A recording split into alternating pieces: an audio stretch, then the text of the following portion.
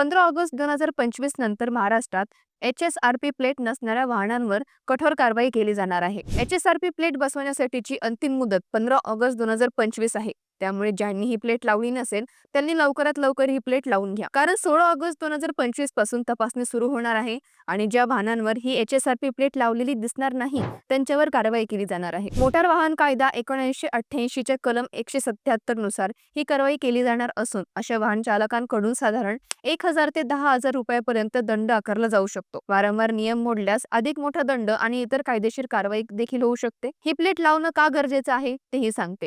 जर HSRP म्हणजे हाय security registration plate, या प्लेटमध्ये अनेक सुरक्षा वैशिष्ट्ये आहेत ज्यामुळे वाहन चोरी आणि फसवणुकीचे गुन्हे कमी होण्यास मदत होते. या प्लेटवर एक युनिक लेझर नंबरही असतो जो वाहनांच्या राष्ट्रीय डेटाबेसशी जोडलेला असतो. शेवटी तुमच्याच गाडीच्या सुरक्षिततेसाठी ही सोय आहे. HSRP प्लेट बसवण्याचा नियम 1 एप्रिल 2019 पूर्वी नोंदणी झालेल्या सर्व वाहनांसाठी लागू होणार आहे.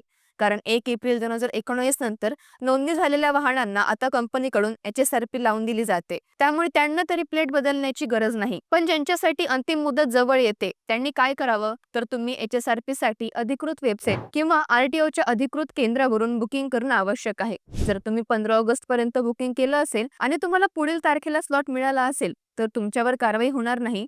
पण बुकिंग केलं नसेल तर मात्र लगेच कामाला लागा.